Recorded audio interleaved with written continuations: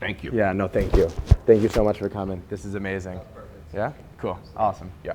Yeah, it's better organic. Yeah. Because everything I do is very organic. This whole thing became so insanely organic. Yeah. We've only been doing this for 6 months. Look, I want to start there. You know, something that I love about your content is you are so real. Like, you keep it so real. Nothing is scripted. Nothing is orchestrated. It seems like you're filming your own self, and it's not produced. And rewind 3, 4, 5 years ago, the stuff that got put up on TikTok, that got put up on Instagram, the reels that blew up were perfect cinematic videos. Now the stuff that's popping is the real shit. The stuff that people can relate to, that's not scripted, that's really organic, and that's something I admire about you by just being real. And the fact that you're very successful, and you're in real estate, and you're real, I could connect to all those things. And very tall, by the way, guys. Yeah, but... that's my camera? But very tall, by the way. I want you guys to know. I thought Mark was, a little on the shorter side, but he's 6'2". Like, I'm impressed. I got my tall shoes on. It's because there was that one picture that you posted with a average-looking guy, and it was probably skewed, where he was 2 heads taller than you, and that's why everyone thinks that you're short. It's the opposite. You're a tall, big man. Who was that? I did when I went to the doctor, and his girlfriend was coming out of the plastic surgeon. Was that Shane Battier? Yeah, it's probably Shane. He's enormous, and he's like, oh my God, Mark, I want to take a picture with you. I'm like, bro, do you play basketball? He goes, yeah. He goes, do you know me? I'm like, well, I go to the games, but I usually end up talking to people. I mean, I love Shane. So I love Shane's him. journey. That was him. And when he joined the Heat, that was His amazing. His shoulders are like this wide. Athletes are different creatures. Like, every time I go to a Heat game, he's from another planet. That's how big he is. All of them are. It's amazing. But he was just walking his girlfriend out of the plastic surgeon, Body by Craft, which is my family office is the floor below it. So I always go upstairs, and then Dr. Shapiro, Jason Shapiro, who is related? Not related, but his father, Howard Shapiro, was partners with a guy named Charlie Bedzo.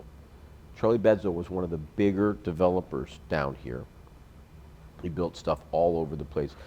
I'm sure you've been to Sunset Harbor in Miami. Absolutely. So he built those 2 buildings. Very nice. He built the courts. He built a bunch of deals all over the place.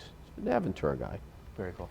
And Howard was his partner, who's a lawyer, and then Jason is his son, and he's like an internalist. And I wasn't feeling good, so I'm like, I got to go to this guy. He did all my stuff, and he put me on all this stuff, and I'm actually starting to feel better, except for the fact I have a sinus infection. So. Well, you look amazing, and you. Thank you. You have an impeccable style. Are you into fashion? Because every time I see you, I love. Like, I mean, you always look super sharp. Is that custom made? No, it's not. I don't even know who made this, but I bought this at the Aventura Mall. It was on a mannequin, and I said, I got to put that on me. Actually, you look better than the mannequin. Thank you so much. I have this guy. They're from Staten Island, but his cousin is down in Boca, and he comes to my place, come to my house, with all of his swatches, and then whatever it is, he makes it for me. Beautiful. And he puts, his stuff is really nice. Every time I see you on camera, I mean, and his stuff is not expensive. Sweet. So what's the European warehouse? What's the nice place here in Aventura next to Moe's? Yeah, I know. I mean, I've been there. Those guys are triple the price. I've never bought anything from there, but I go to Moe's all the time, so I pass it all the time. They do have Palzolari suits there, and Palzolari is one of my favorite designers. Sweet. But his stuff fit you perfect. It's narrow, his stuff. I think we have a similar body type. Like stuff fitted, like stuff that fits. Yeah. Right, so I know who you are now, and I'm going to get to know you, and I want everyone to get to know you. But something that I thought that was interesting, you've created this massive following over the past 6 to 8 months. Mm-hmm. You went in strong, you were prolific with your posts, and I mean, millions and millions of views in a quick time fashion led to all these people following you. Mm-hmm, mm-hmm. You're a local celebrity now. I you don't, know, I don't think, I don't think so. and it's Adrian doesn't happened, treat me very nice. and it's Tanner's nice to me. and it's happened so quick. I want us to go back to when you were a little guy. You know, I know dad was, I believe, a dentist. My dad and was a mom dentist. was in real estate. Commercial real So estate you broker. saw, and because one of the first questions I had for you was, you know, was money always an issue growing up? Or did you have a comfortable lifestyle and it was on you to kind of create your own future? And it didn't seem like money was super tight because you had entrepreneurial parents, which was, it's an amazing viewpoint as a kid to see mom and dad hustle and to push and to build their business. So there's some people that come from scarcity and say, I don't want this. I want the opposite of this. I'm going to blow up. I want abundance in my life. And some people, they say, hey, mom and dad are relatively successful. This is my quick little head start, but it's on me to create my own path and to push hard and to use their resources and to leverage my own resources and to create something special for myself. So I'm curious, as a 7, 8, 9, 10-year-old, you're growing up, you see mom working, you know, you're a talented guy. So I feel like you were born with a good amount of energy. You're super articulate, you have great charisma, you have great style. Wow. And that's not something that, you know, you kind of latch onto at the latter years of your life. I have a feeling that as a young guy, especially knowing that you became a millionaire in college, as a young guy, you had this ability to observe the world around you. So take me back to when you were 7, 8, 9, 10. What were some of the things that you were observing in the household? What were some of the things that you were attracted to outside of the household that kind of gave you that head start amongst your peers? Because you became successful super young, which is very rare. That's a great question. That's actually an amazing question. I've never been asked that. I've never been asked to go back and reflect at that age. And it's odd because if I think back to when I was going to elementary school, and I remember, I was 12 when we moved from one side of town to the other side of town, and my mother bought a foreclosed house and finished it from a builder. And the builder's name, because he lived next to my Uncle Bob, who was a dentist, who lived around the corner from us. So my father was a dentist. Or dad's brother? My dad's brother. So my dad, hold on, I dad have and an 5 uncle? dentists in the family. Oh my gosh. And then Let me see your teeth. Let me see your teeth. Those are some good teeth. Thanks. My oldest uncle, Louis Shapiro, he sat on the Supreme Court, the state, for 18 years. Oh my gosh. And he was a dick.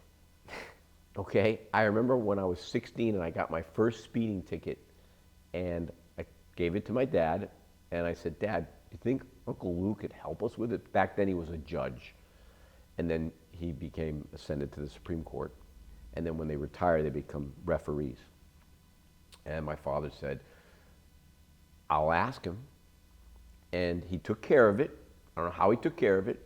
And then on Thanksgiving, he came and he told me, he goes, Mark, okay, I love you. You're my nephew. But don't ever ask me for a favor again. And then his wife, her name was Betty. Didn't help Betty you. Shapiro. Didn't he help took you. care. No, he took care of the He ticket. did. Took care of the ticket. But no more favors.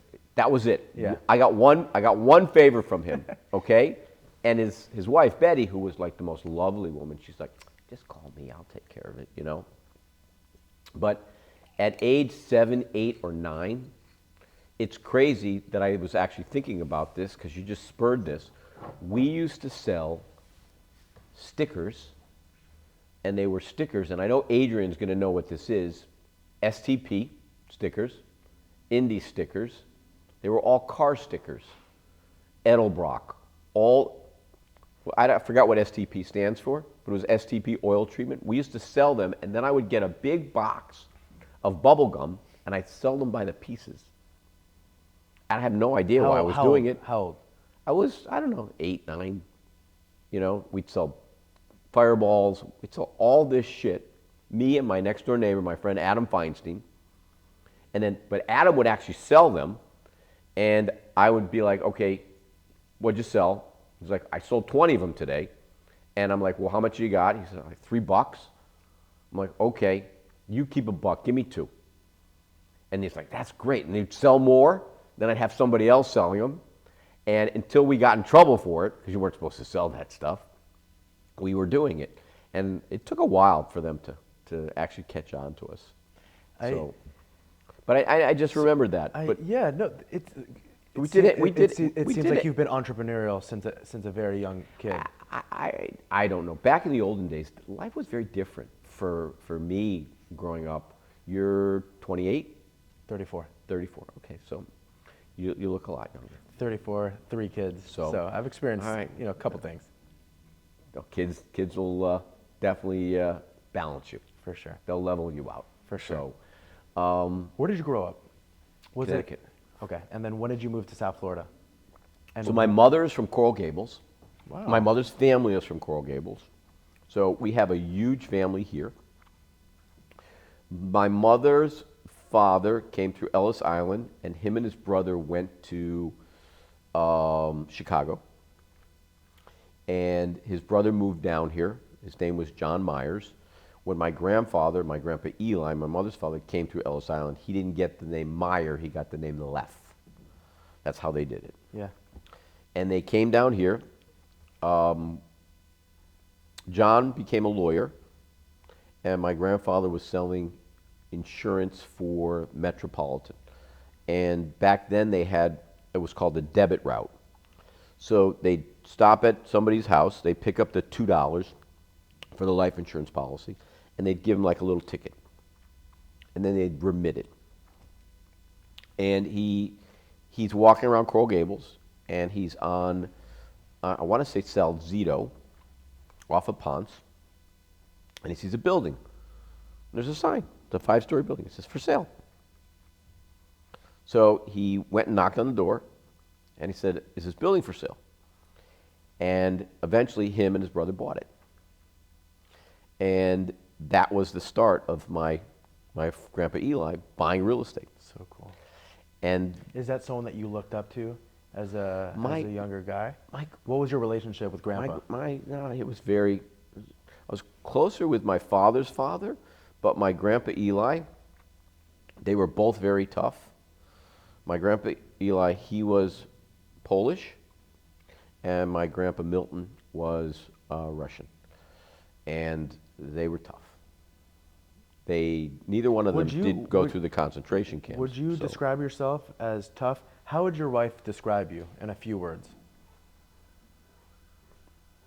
I don't know. How would your kids describe you in a few words? Tough. I'm tough on them. How many kids do you have? I have 4 daughters. 4 girls? I have 4 girls. Oh my goodness. 2 of them are lawyers. One was working for Danny Myers doing the social media. And if you look them up, they have a super successful food channel called Sister Snacking. Cool. And that's all they do is they eat. Cool. They don't practice law. They eat and look good. Nice. They've been on Good Morning America. They've been with awesome. Bobby Flay. They've been with the guy with the white hair who's got the Camaro. Guy, I think that's his name. Yeah, They've been on a bunch of things. Cool. That's awesome. So they travel all over the world and eat. So high school rolls around. Who are you in high school? 10th grade, 11th grade, 12th grade. Are you a good student? Are you a bad student? Are you a teacher's pet? Are you an athlete? Are you popular, not popular? Who is this kid at 17, 18, 16? So it'll be a hard thing to believe that I actually played football in college. I played Division II. I was a tailback. Wow. I was an all-state tailback at my high school. You must be very fast. Fast Jewish kid. I'll race you after this day. So I actually just Is there a field around here that we could race? I just had a call with one of my closest friends' grandson. I'll race you up these steps. Wait, you got to hear this story. His name's Netan Jonas. Okay, they're probably the most philanthropic Jewish family. They own a bunch of public companies. The grandfather's name is Howard Jonas. That's how I'm so close with Jared and Jared's father and Trump from them. Very nice. And Netan is in the Israeli army. So he's the leader in his platoon, and he is the navigator, and he's going to sniper school, and he's the number one out of his platoon. Has 4 platoons in it, and it's a platoon called 6969, and that's the platoon that goes in to rescue the soldiers when they are fucked up. Wow. Okay. Wow. So he's special services and special forces. And today, he's calling me. I'm on a sales call with these guys, and I call him back. I'm like, "Yo, what's up, bro?" He goes, "I got to raise 50 grand because we don't have enough stuff." I'm like, "Okay." I said, "What do you need from me?"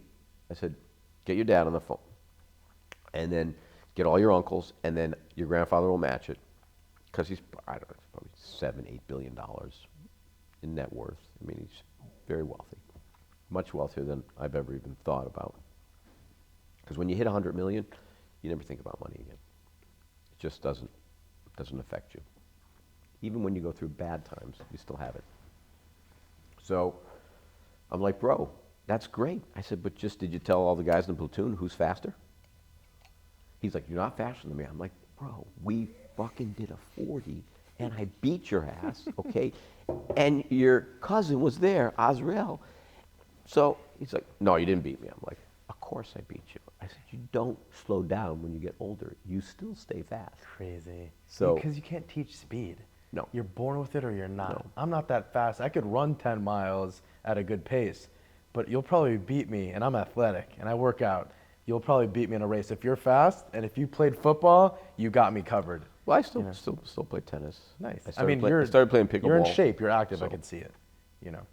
So, what was I like in high school? I loved high school. I loved elementary. I loved growing up. I loved my town. Cool. I'm still friends with some of my friends today that I've been friends with since I was 8 years old. That's If we got incredible. my phone, we could call a bunch of them. That is so epic. One of the guys I went to high school with, he owns, I think, about 35% of the Bucks. Another one was one of the first guys in Blockbuster. He's crazy. And we had cool cars back then because that was the muscle cars, the gearhead cars. And they cost nothing. They were like $1,000. So cool. That's great. And we all had great girlfriends. And I played, not only did I play football, but I played football, baseball, and I played hockey. So I was always doing something. I wonder if hockey is what made you so tough, or if it was grandpa. No, football. Wow. Double sessions in the heat of August, full pads, all the crappy old heavy pads. Yeah. Football doesn't give you courage, it reveals courage, because it teaches you when you can't move and you're cramping up and you're in pain to just keep going. And that pain is what elevates you to another level. So deal pain, deal fatigue, all these deals, they elevate you to another level. Love that. So one of my favorite quotes is, "What you don't hate, you eventually tolerate." So there's a lot of people that are okay with their life. They don't hate their life, so they remain flat. The people that hate their circumstances and say, I don't want to be pudgy. I don't want to be overweight. I hate being overweight. I'm going to do something about it. I hate being broke. I'm going to do something about it. why is life not so simple? That's just the way I see things. I mean, that's one of the greatest clips from not such a great movie. It was a great movie, but not such a great movie because it took advantage of people in a dishonest way. The Wolf of Wall Street. And when he tells people, if you're not doing this, pick up the phone and start dialing. There's some great lines there. There's some great motivators there. Yeah. That's a great movie. Yeah. You know, if you watch it and you pay attention to it, I mean, that movie can lift you up.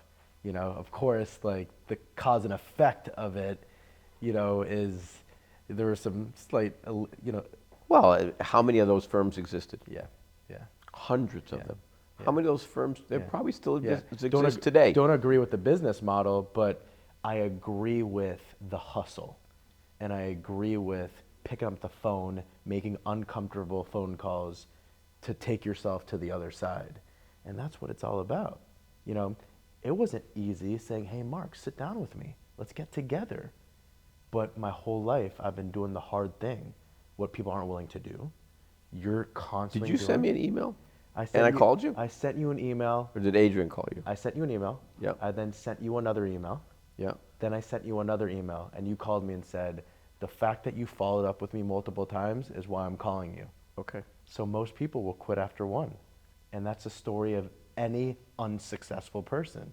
Imagine being a real estate agent or an entrepreneur, a deal guy, and you like an apartment complex behind this building, 75 units, 475 units. You know the owner, and he's kind of on his way out, or there's a divorce in the family. You got the inside scoop from your attorney, and you call that guy one time. It's good that you know that. And you say, hey, I love your deal. 475 units in Dania Beach, I love your deal. Give me a shot. Let me think about it, Mark. Most people won't call back. They'll wait for the call back. But the people that want it will call that guy until he signs the contract. That's the difference. Yeah. That subtle difference of not quitting, not giving up is what takes people from an okay life to an extraordinary life, because they're willing to do that extra, ordinary pursuit. And I have a feeling that that's been the story of your life. All the stuff. So tell me, high school, you're a cool guy. Got the muscle car, you got the muscles. So you got the girlfriend. High school, my girlfriend, my high school sweetheart, her name was Mary Ellen McLaughlin. And I was like, I'm going to marry this girl. Her father hated me because I was Jewish and they were Irish, okay? Oh, my God. But her mother was an amazing cook. And he was an executive at a company called Xerox. I don't know if you know what Xerox was. Of course. I don't know I if used this to use I don't know if Xerox- this I generation used to knows use- that stuff. I used to use Xerox machines all the time Okay. until I could scan stuff on my phone. Yeah, You know? it's crazy. It's wild. But he eventually learned to like me. And when I went off, I was a year older than her when I went off to college, and went there in the late summer to play football. She stayed with me for that whole year, and I'm like, it's not really fair for me to be away, and I think you need to, I matured, and I think you need to do some things, and because she was going off to University of Colorado. So I'm like, Marilyn, go do your thing. And she ended up getting married and had 4 kids, but she was a great girl. I mean, like, just a great girl, cheerleader. Nice. And they used to call her Mellow.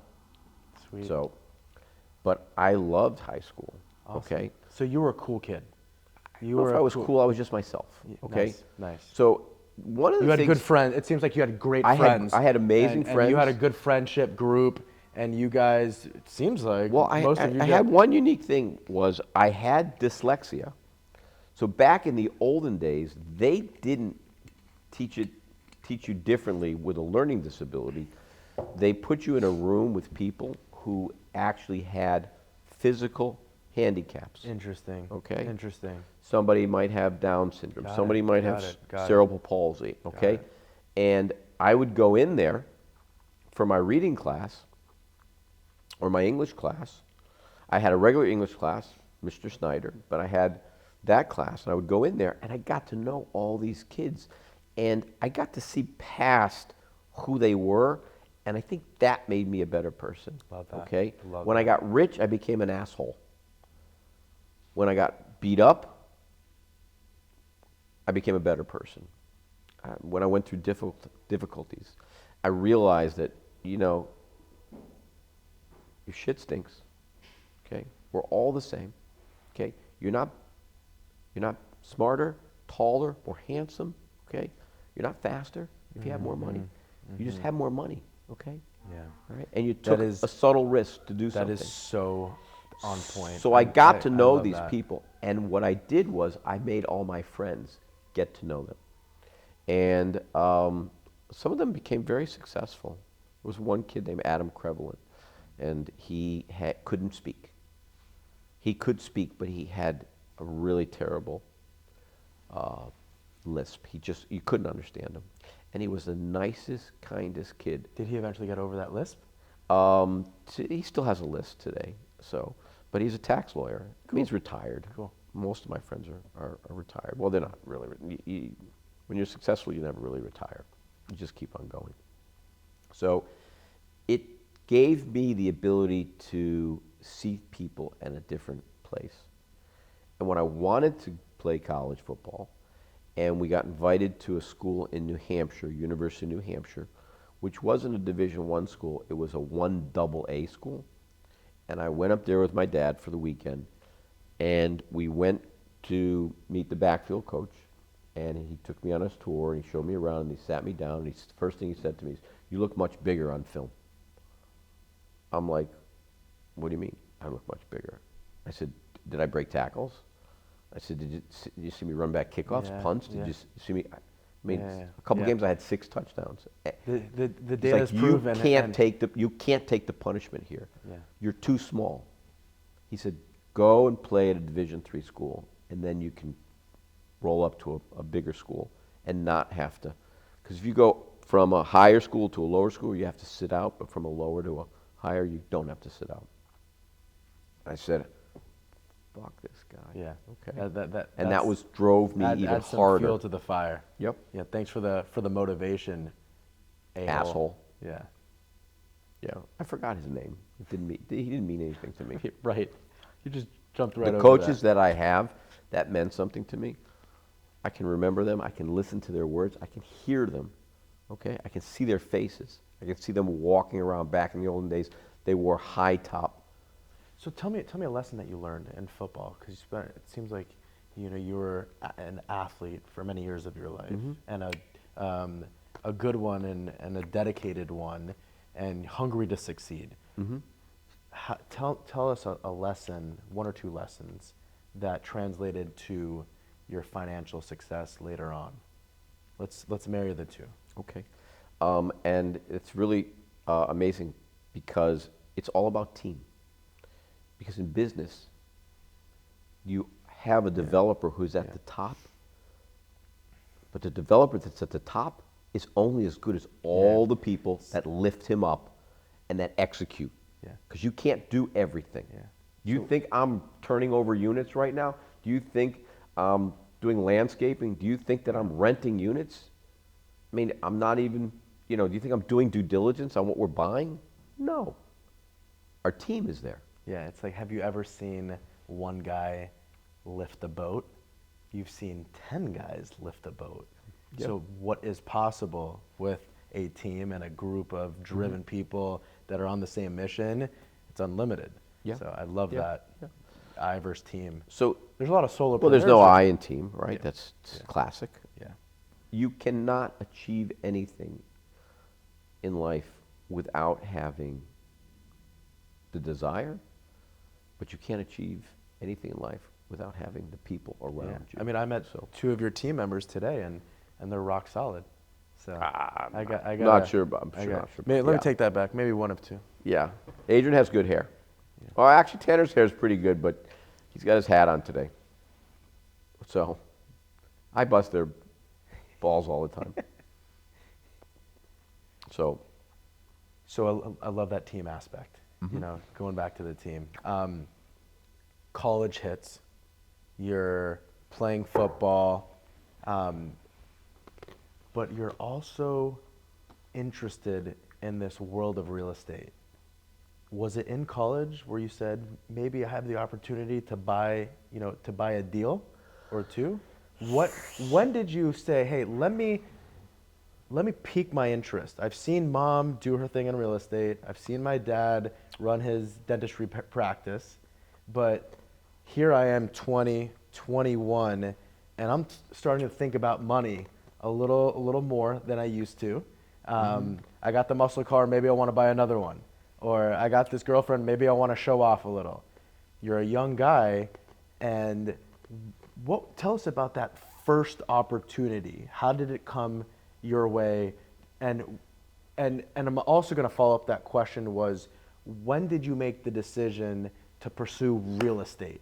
What was it that unlocked something in your head that said, ooh, I could create some financial freedom here? Take us through your first deal, and then when you had that aha moment of, I like this business. I think I could take this, to the moon. Take us through that first deal. So I think it was predestined because you have 2 grandfathers that are developers. You have a mother who's a commercial broker. Now, have you developed, or have you just been buying No, existing your whole I career? built a bunch of stuff. Cool, cool. Yeah. Very cool. So when I used to hang out with my grandfather down here, my grandpa Eli, and I learned they were both very different. My father's father wore a three-piece suit to work, and my grandpa Eli, he wore a jumpsuit to work. He drove the same beat-up Chevy, but we had a really big family house on the water in Coral Gables, on Granada. Beautiful. I didn't know that we had money. I never really thought about it. Yeah. Okay. So Seems like you have a good family. it's very, Seems like you have they were very stable, very low key, never big on showing off, and which is why I get so offended by certain people that do that. I mean, Miami is a certain way. Yeah. So, Yeah. so I took a year off between my freshman and sophomore year. Wow. I got an apartment on Mary Street in the Grove. The only thing that was in the Grove prompted was the that break? Coconut Grove. What prompted that year off? I came here right after my freshman year to work for my uncles who were building homes in Homestead. Wow. And they were Which building them slab on grade with chicken wire. You go to It was- go to Homestead 10 years ago, it's farmland. You go 10 days ago, and there's construction everywhere. Yeah. It's wild. Yeah. Well, Stuart Miller's father was a visionary, and he bought all that land. Yeah. He bought all that land, which is why they call it Miller Road of 56th Street. They own Lennar for Yeah. you know how they are. Top So I worked top three there. home builder in the nation. Oh yeah, yeah. They're the top. I think they're number one. They go back and forth. Yeah. Who do they fluctuate from? It's D.R. Horton, RG DR, is big. Yeah, BK. They're all. Yeah. They just print money. So I work for my uncles, and I'm working for them, and I'm learning the real estate business. I would go when I was a little kid. I would collect. My grandfather would go to collect rents, and I would go take the coins out of the laundry machines. And I would say, Grandpa, there's a nickel behind the machine. He's like, reach in and get it. I reach in and get it, and I get all this lint. And I was like, disgusting. I'm sneezing. He's like, give it to me. I'm like, can I keep it? He's like, no. But then he would take me to go eat. That's great. Okay, and That's get me whatever I want. I'm trying to. Okay. I'm trying to show a strong top line. I need those 5 cents. Yeah, yeah. Oh, he was cheap as hell, but we never wanted for anything. So it's like, Yes. it was a Yes. balance. That's so I didn't. cool. It's And because of the you- way they grew up with nothing. But there was a value there. Right. You know, Right. it's like the person that values $1 will value $1 million. Yeah. You know, so there's a value. You got to respect money if you want it. Yeah. Well, look, money's fungible. Doesn't know where it goes. Doesn't know where it comes from. Doesn't know where it goes. So it has no feeling. It's anonymous. So I do that. I go back to college in Connecticut and do my sophomore year, play ball, get on the field in game 3, and I have a great year. And the summer, going into my junior year, my mother gives me a book. And I knew that I was going to go into real estate. I just felt like it, okay? And I knew my father wanted me to be a dentist. So, because he had it all set up. He was like, I'll get you into University of Maryland dental school where he went. Wow. You'll practice with me. We'll build a bigger building. Wow. I'm like, and for weeks, I'm like telling my Mom, I'm afraid to tell Dad. I don't want to put my hands in people's mouths. I'm sure there's a little feeling inside of you that you don't want to let No, pass I want to be down. with my father. I idolized my father. Yeah. I mean, he was just the nicest, sweetest, kindest, most gentle person. That's great. But he was tough as nails. Yeah. If you fucked with his kids, he was tough. Yeah. So I read this book, and it's called Nothing Down by Robert G. Allen. One of your mentors later in life, right? Yeah, yeah. I have him on speed dial. Adrian, do I have a call with him today? Yeah. Yeah, I talk to him once a week. So he's doing our event here with Kiyosaki, with Daniel G., with JT Fox. Who else, Adrian? Wilbley? Shane Decker? We may invite you. No, I didn't invite Albert. I don't think I'm going to invite Albert. No. No, I didn't get a good... So when is that? I didn't get a good feeling when we were there. So That's exciting. I'll be there So front row. That's exciting. we have 2 dates, the 2nd and the 9th of March. Because I keep Shabbat, I can't do it on Saturday. Yeah. So we'll wait till the sun comes down. We'll do our red carpet. Beautiful. We're going to do a graduation for all the people that have come into this school for this crazy course we wrote and it went organic. We've closed 27 new investors since June 20th. We put the school up, and they've all bought their first, second, third. We have one guy working on his 4th and 5th deal. Incredible. They didn't know anything about real estate. How fulfilling is that? It's amazing. How fulfilling is that? It's amazing. There's not that many really successful dudes or girls that know what they're doing, that have been through the ups and the downs and the challenges and have done deals and after deals and raised big money and experienced exits and go through the challenges, that are willing to put their head down and say, hey, 20-year-old, 30-year-old, 50-year-old, 70-year-old, I don't care where you are. I want to teach you everything that I've learned. All the mistakes you could jump over quickly if you just go through my course. Not many people are doing that are real. There's a whole bunch of... Well, that's what happened, this whole thing.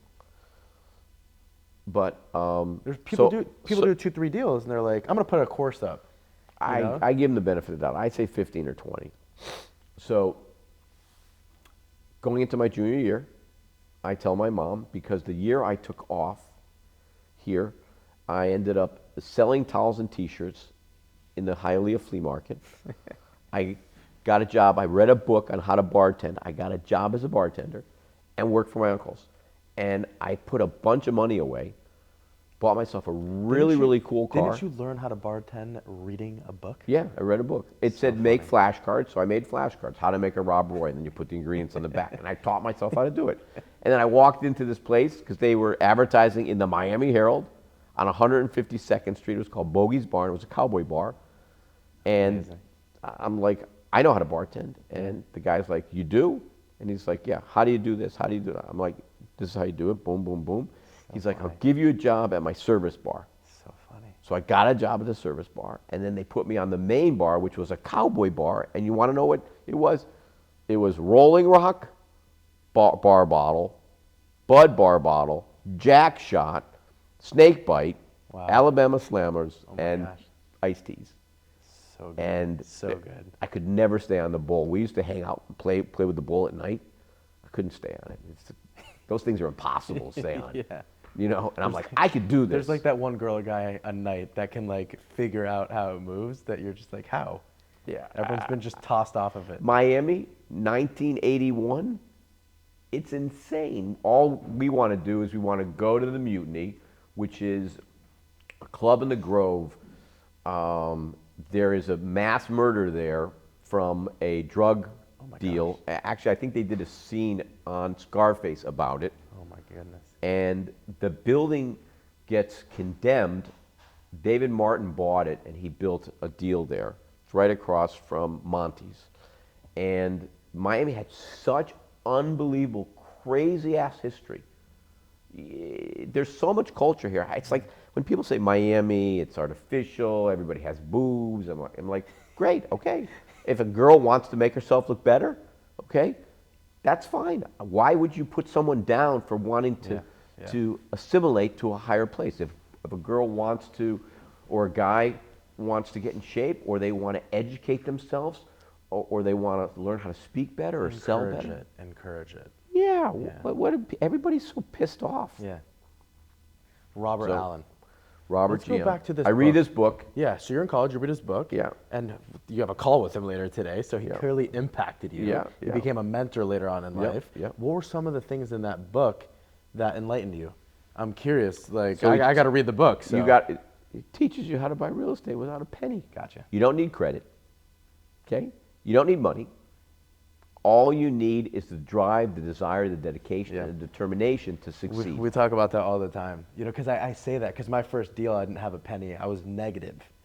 And it was a $5 million deal that I did with 100% investor capital that refinanced for $12 million 7 months after we bought it. Finding the deal That's and amazing. And the investor base brought me equity. That first deal, I became a negative $8,000 credit card with 2 kids in diapers and a wife that said, "What are you doing, babe?" But keep going, but we're running out of money. That's a good wife. She's amazing. She did not let me get a job. I had 2 job offers. Prologis offered me a job. Largest owner of industrial real estate Yeah, great firm. on the globe. They offered me a job to be their head of leasing in Florida. I called my wife and I said, should I take this? I mean, this is a good sum of money. It's going to be an amazing salary. Let me do this for a year. Protect us. This will be a little safety net, and then I'll do my own thing. And she said, I can't believe you're considering this. Because you take that job, you're going to quit on your dreams. 6 months later, I didn't quit. We went through, a couple credit cards, and then I found that one deal. That one deal, I became a millionaire in 7 months because I had the fortitude and the fight and the wife that was supporting me, and my equity turned into literally a multi-million-dollar stake through the refi. And that deal, we hold on. We have 10-year debt on it. Put CMBS at 3.5. Got 8 years left on it. 7 years left on it. So and all these guys that teach these courses, yeah, they wouldn't know what CMBS is. Yeah. They wouldn't know what RMBS is. They wouldn't even understand. Well, how do you sell a CMBS? How's the business work? Yeah. What's it broken down to? Yeah. If I said to them, well, it's broken down into tranches. Okay, and I still don't actually understand this. Why, when they do a mortgage tranche, they only do 16 or 20. I've never figured that out. But if you don't know this business, you have no reason to be in it. What you need to do is you need to go into the business and you jump into the deep end and you learn everything about it. So how I felt comfortable, because a lot of people said, to me, because I started my company 6 years ago at this point, and I worked for a guy for 5 to 6 years prior. I started off working with him as a maintenance manager, property manager, leasing manager, got into acquisitions, then became a partner at that firm. I did everything. So I was the guy jumping on the dumpster so we wouldn't get charged the overage. So I'd pat down the cardboard because I knew the garbage company was coming, and we're 2 months in a row of them charging us overage, and I said, never again. I'm going to go there every Tuesday until the tenants behave. And so I treated those properties, his properties, really seriously, as if it was my own money invested, because every time our net income drops, and it should be going up because the rents are going up, it means that those fixed expenses are going up. So what's happening here? So I'd scrutinize every single deal and figure out, how can we stabilize these expenses? They're getting a little out of hand. So then I would work with the controller, and I would work with the head of finance, and I would work with the property manager, and then I would work with the analyst. And then I would assume every one of these roles. And I always said, hey, I want to do this at scale. So the reason why I jumped and started my own shop is because I experienced all those positions. I was a maintenance guy. I spent my former employer, he said, go with the roofer and be in his truck for 2 weeks. Go on every roof that he repairs, fixes, coats, etc. Do the same thing with the plumber. Do the same thing with the HVAC company. You need to understand you need to understand the guts of these buildings and how to properly maintain them. Then I would work with a landscaper and a paver and the light guy. So I understood the fundamentals, the brick and mortar of the real estate, and then I got into the finance side, et cetera. How do you structure a deal? How do you find a deal? What's a deal? How do you bring investors onto a deal? What's the bank looking for, et cetera? And then when I found my first deal, I knew it was a grand slam. So I went to the closest people to me. Imagine you're my father-in-law. I said, everything you got, put it in this deal because I get 3 to 5x it fast. We're buying. It's a great, great deal. That one deal changed my life. Yep. That's the one deal of many deals. So you're talking about the first step for that early stage person. Got to get your hands dirty. Work with someone as a start, maybe be a property manager, maybe get into leasing, but understand the deal, understand how the real estate operates, and get your hands dirty. Most people are afraid to get their hands dirty. Most people have these inflated opinions of themselves, okay? You can't have any inflated opinion. You can't have this thought process that I'm too good to turn over units. I'm too good to rip out carpet. I'm too good to actually walk a site, to walk a roof. I mean, now I said I don't do it, but I do. I was just in Houston on our newest deal. It's a bank deal we just bought from was Silicon Valley Bank, and then First Citizens took them over. That's great. I mean, So- all you have to say is bank deal. Yeah. And I know it's a deal. It's 40 cents on the dollar. Incredible. It's an 11 cap out How'd the you- door, so- day one on a trailing T3. Educate the listeners. Okay. How did you get that deal? Who was the relationship? How was that relationship built where that person called you and said, I got something for you? So it help comes with- from being in the business for a long time. It comes from being a closer. Was from that a broker or a closing banker deals. that brought you the deal? It was a asset manager for the bank that they have a portfolio. When they took over the Silicon Valley Bank, they ended up with a bunch of deals, and none of them were performing well. They're Texas-based, these deals. They were over-leveraged, and first they had to go through the pain of Yeah. carrying the deals for a little while.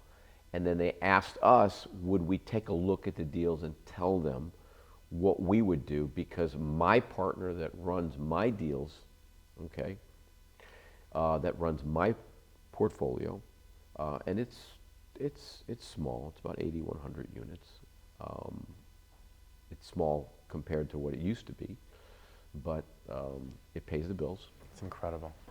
And By the way, to anyone who's listening that thinks 8,100 is small, it's small. It's small. you, We did it. We've had it's a lot. massive. We've had a So lot. congratulations.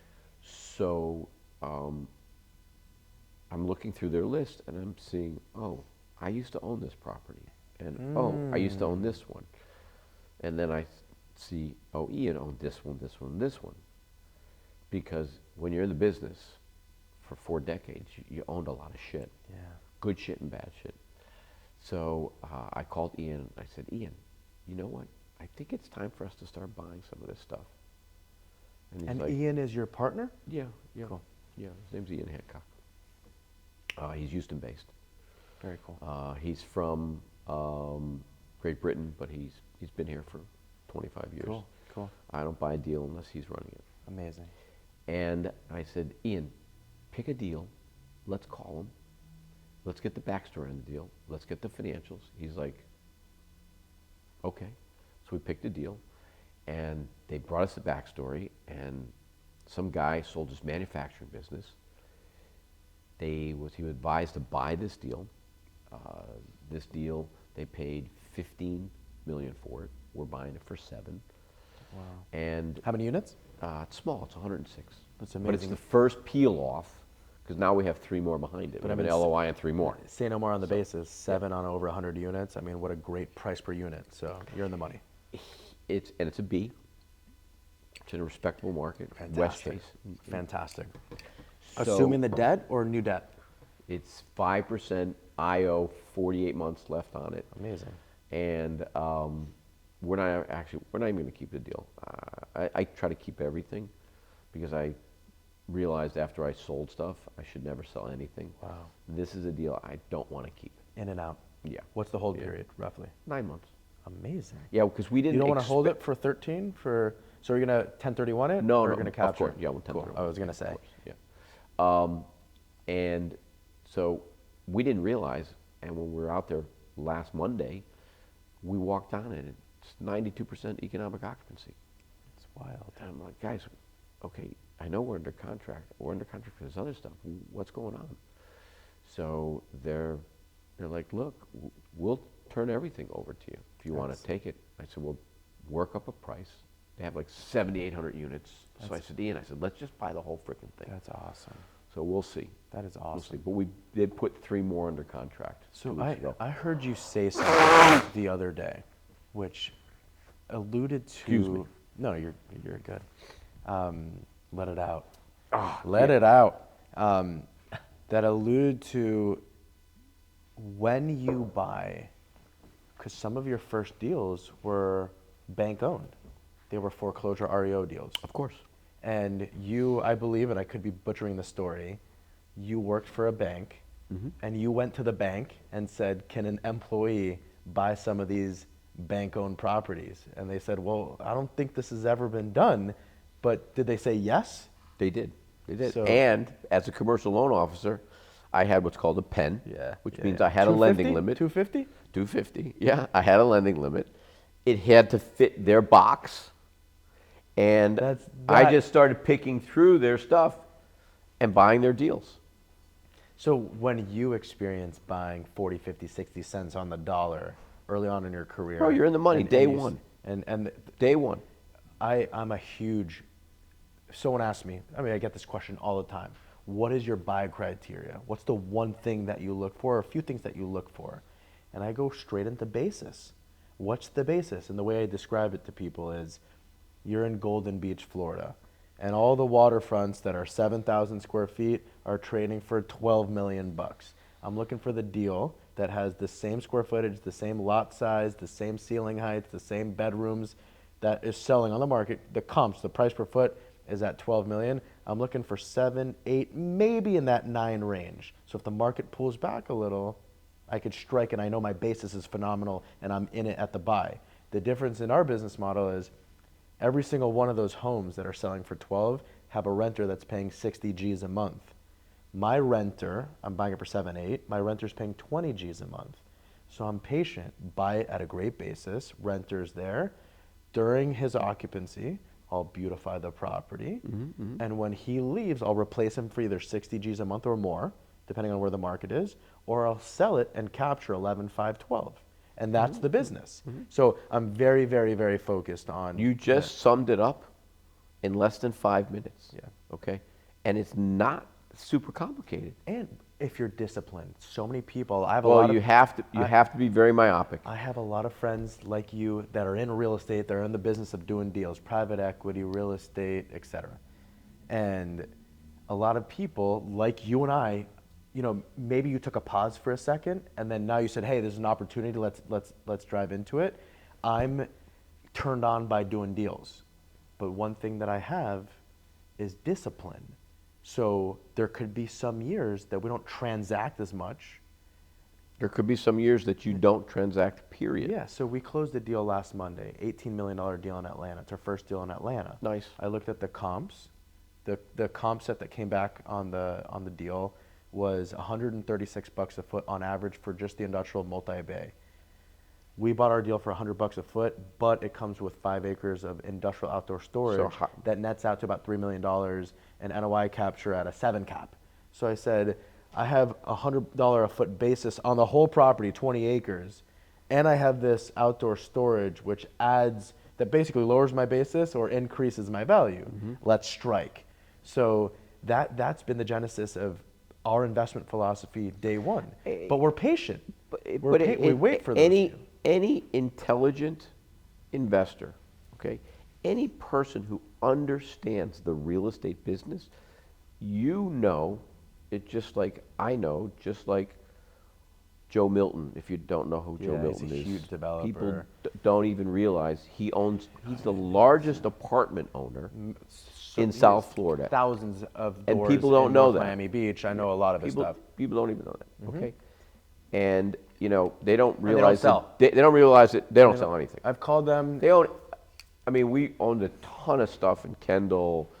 We owned a ton of stuff on 144th, on 156th Street, in the hammocks, in Coral Spring, all over the place. Miramar, we built a bunch of shit there. But you don't hear people's names that are in the multifamily space because you're kind of lower key. You hear his name when he's building a wing at a hospital for kids with pediatric cancer. Okay? You hear his name when somebody is saying, look, we're raising some money for this. Joe just gave this. What are you going to give? Yes. Okay. Yes. Or a guy like Russell Gilbert, who is one of the biggest developers in the country. You don't hear the name Crescent Heights. Yeah, you're but right. they're huge. You're right. Okay.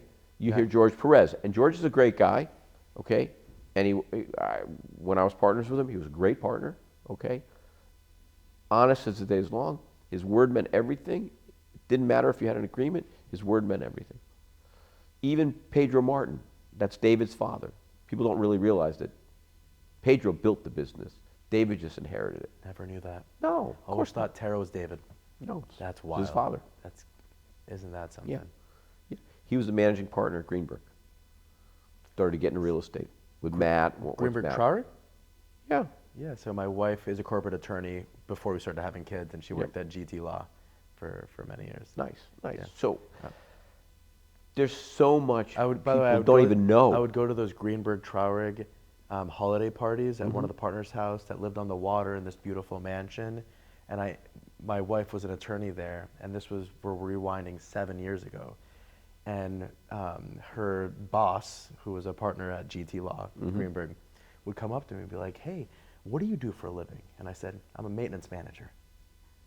You know, and Rachel was like, "Can you come up with a better No, title?" And I yeah. was like, "I'm just gonna keep it real." I That's get what I get that all the you know? time. People ask me what do I do. I'm like I'm in the real estate business, you know. And Gabriella's like, no, honey, tell them that you do social media.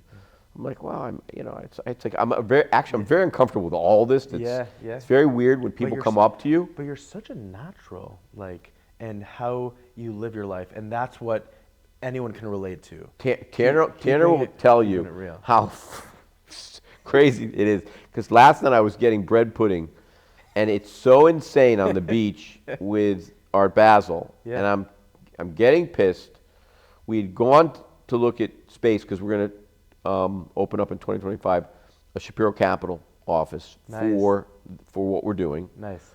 And so I go and I'm like, all right, I'm going to go get Gabriella something. He's like, let's do a live. I'm like, I don't know how to do a live. So I said, all right, I'll try to do a live. So I'm playing with my phone. I get it working, okay? And then I can't get it to work. So I'm out in front of this little place I used to go with my grandfather, which has really good Cuban food, really good rice and beans.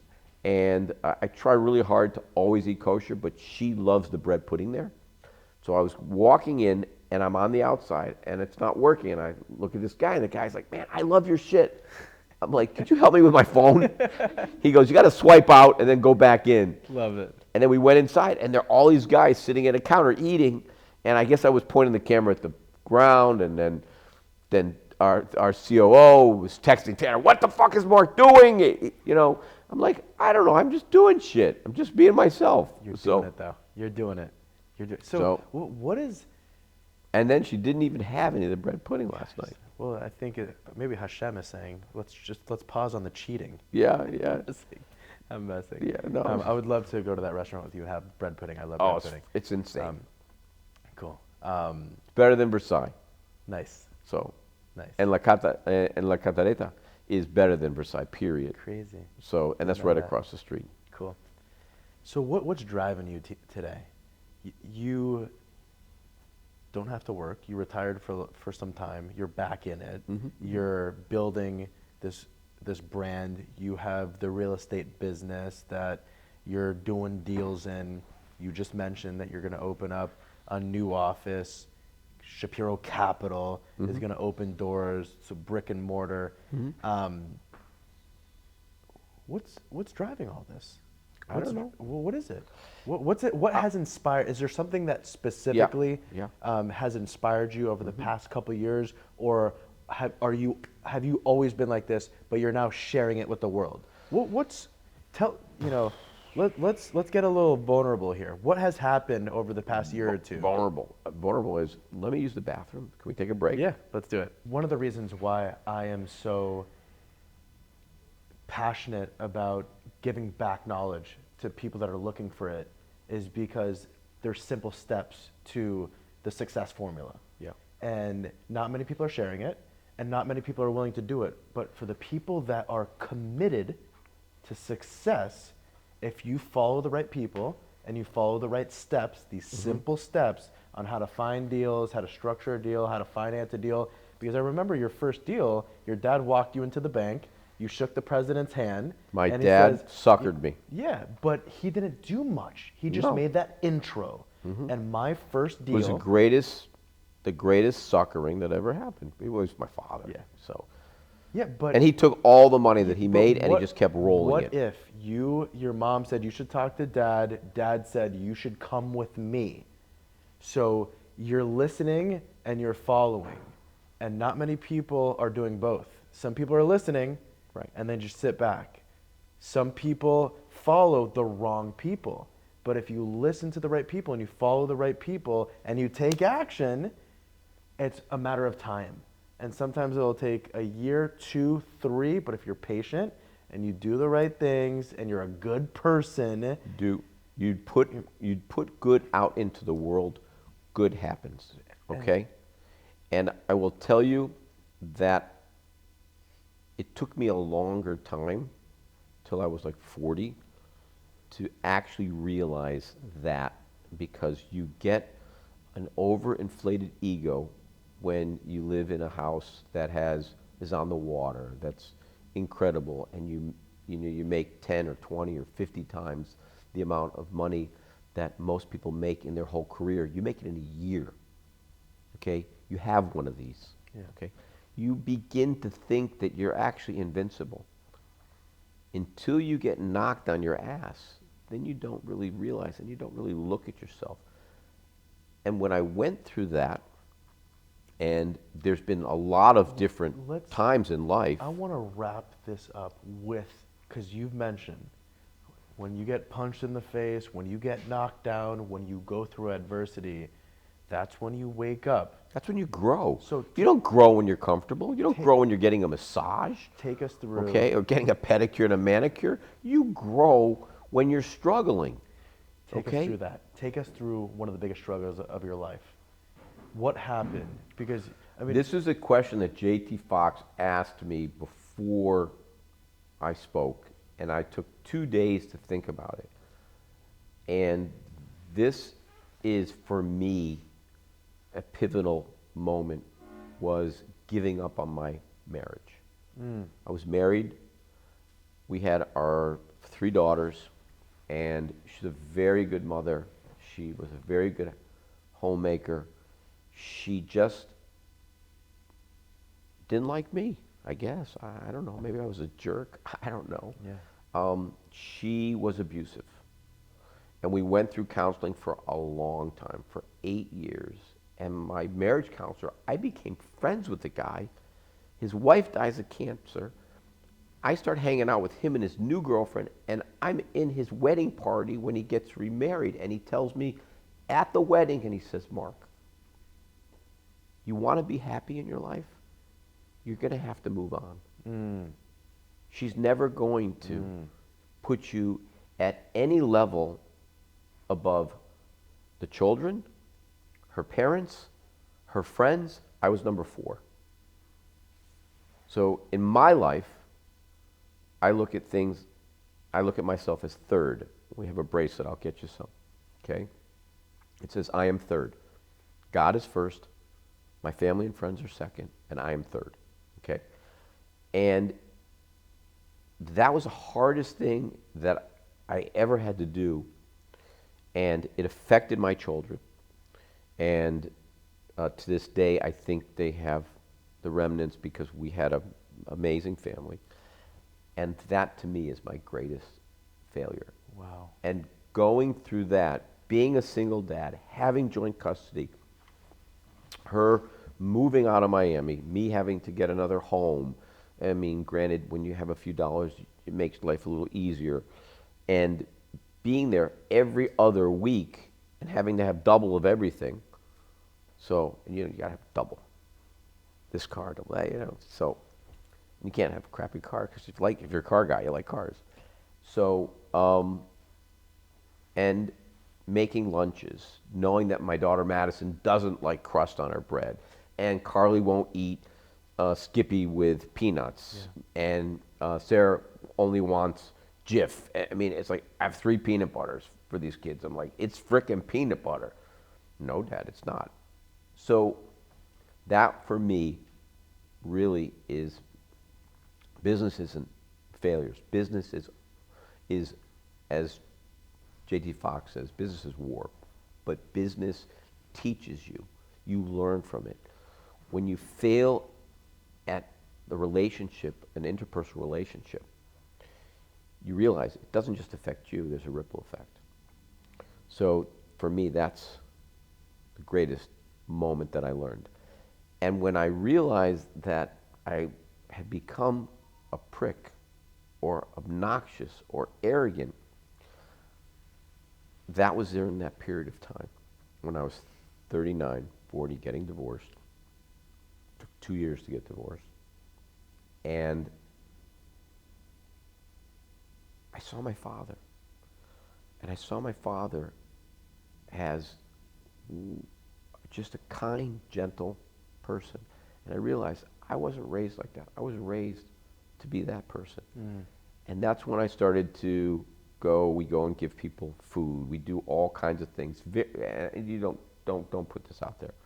We do all kinds of things without people knowing. And I realized that the more money I gave away, the more money I would make.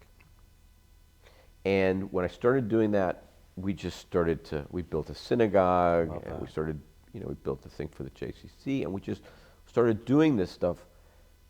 And then I had this new epiphany when I saw all these fake-ass gurus. And that's when we started doing the social media. And when Adrian was the second employee, we have 31 now, since April. And Adrian is friends with Christian, who started filming me. And when we started this, Christian's like, can you write a real estate course? I'm like, sure, I can write a real estate course. Can you write a business course? I'm like, sure. Can you write other things about real estate? I'm like, yeah. What do you want to know? Well, do you know the Section 8 business? Of course. Well, I can write anything. I know this business. You do it, you make money at it. It's kind of simple. So we did all that, and then we posted this course on School. We sold one course for $27. Her name was Lydia Walker. And she gets on the screen with me because we do a Zoom call on Tuesdays and Thursdays. And I'm the one on it. So now I have like 5 other people helping me. Cool. And I got to know her. I got to know her story. That's great. And she just closed her first deal. That's phenomenal. She makes about $1,000 a month in cash flow. She's on her second and third deal. At the same time, her second deal was a home for her and her boyfriend to move into. They found one. I showed her how to get it financed. And she just sent me her goals. She's incredible. And I didn't realize I actually could change somebody's life. That's beautiful. And when I changed her life, then came Raymond Gonzalez. Then came Andrew Canavity. Then came Joel Roth. And one after another, and it's like, these are simple concepts. They're all Robert Allen's concepts. But they're all out there in the atmosphere. People just don't want to share. So that's beautiful. Well, that's the real wealth. Yeah. Helping another person. That's what's helped me. Tony Robbins was asked this, I just saw last week, what is the secret to living? And his response was giving. And I say that all the time. The secret to living is giving. We'll end on that, but I also want to conclude with, you have real life, real examples of real people who want to buy real estate. And you have a success track record of coaching and building these people up so they could use their own hard-earned money or no money if they don't have to buy real estate to generate cash flow or to sell it at a multiple and to profit. There's no other better person doing it than you. Thank you. I encourage anyone that's out there to buy this course if you're serious about success. And I'm so grateful that you gave us an hour and a half of your time, and love what you're doing. Appreciate you. I respect you, and I'm excited for the future. I'm excited to see you grow, and I'm excited to get together with you in the near future. Thank you so much, Mark. Thank you. Thank you for having me. God bless. Yeah, that was awesome. Thank you. Awesome. That was so much.